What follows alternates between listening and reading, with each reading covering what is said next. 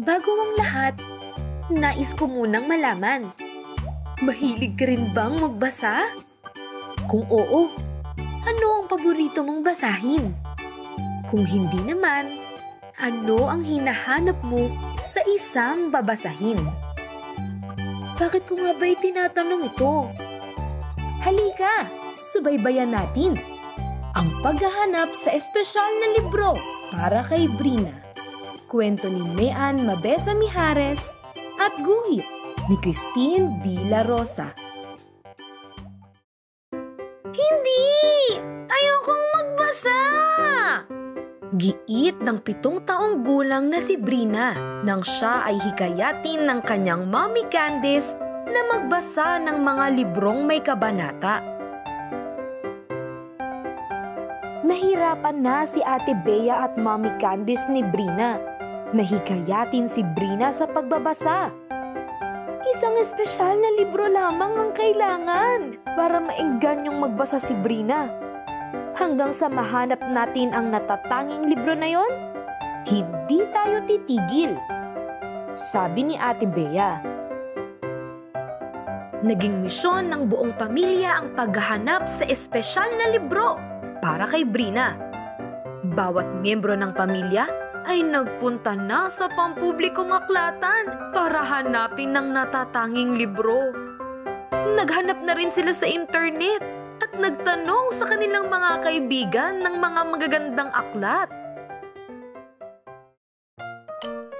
Isang araw, dinala ni Ate Bea si Brina sa kwarto ni Mommy Candice para tingnan ang estante ng mga aklat. Tiningnan ng dalawang magkapatid ang bawat pamagat. Ibinaba ni Ate Bea mula sa estante ang ilang mga paborito niyang aklat. Naroon si Hugo Martin, ang matapang na mandirigma, ang mga pakikipagsapalaran ni Private Nina, si Miranda at ang mahiwagang bahaghari, at ang puso na gawa sa maliit na bato. Naisip niya, kung isa sa mga ito ang maaaring maging natatanging aklat na magbubukas sa hilig ni Brina sa pagbabasa.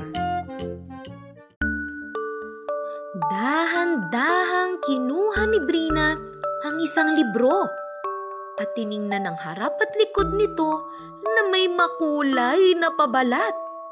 Laking tuwa ni Ate Bea nang makita niyang hawak ni Brina ang si Priscilla, ang prinsesang walang tigil sa pagbabasa.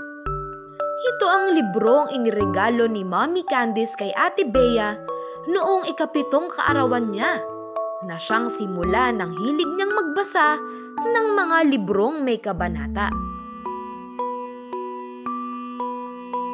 Noon pa man mahilig si Brina na manood ng mga pelikula tungkol sa prinsesang nakikipagsapalaran. Binuklat niya ang bawat pahina ng libro at namangha sa mga guhit nito. Ate!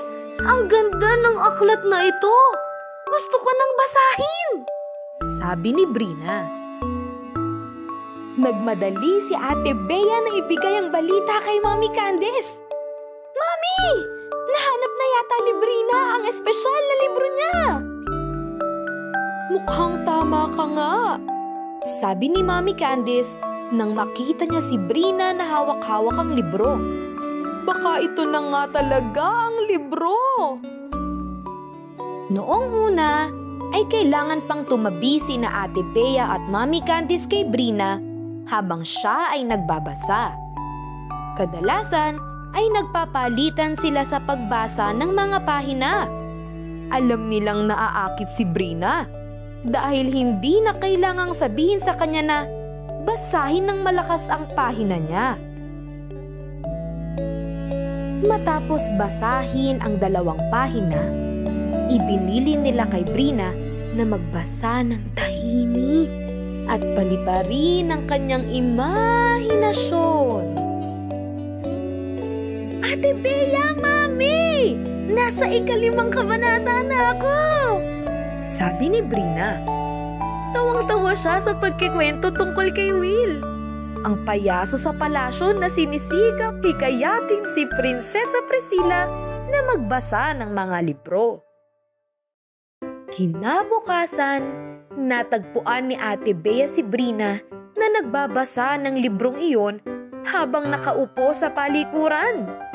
At sa sumunod na araw, ibinalita ni Brina na nasa 10 kabanata na siya sa libro. 2 kabanata na lang at tapos na niyang basahin ito. Matapos basahin ni Brina ang kanyang natatanging libro, niyakap niya si Ate Bea at Mommy Candice. Ate, Mami, maraming salamat. Ang saya pala na magbasa ng libro, sabi niya. Pagkatapos, ay binasa rin niya ang mga paboritong aklat ng kanyang Ate Bea. Si Hugo Martin, ang matapang na mandirigma. Ang mga pakikipagsapalaran ni Private Nina. Ang puso na gawa sa mga maliliit na bato. At si Miranda at ang mahiwagang bahaghari. At sumunod na rin ang mga seryeng Ang Pagluluto't Pakikipagsapalaran ni Amanda Bracken, Mga Magigiting na Palaboy, at Ang Elepante, Ang Kuneho, at Ang Giraffe, na binasa ng magkapatid kasama ang kanilang Mommy Candice. Napakasaya ni Ate Bea na makita si Brina na mahilig ng magbasa.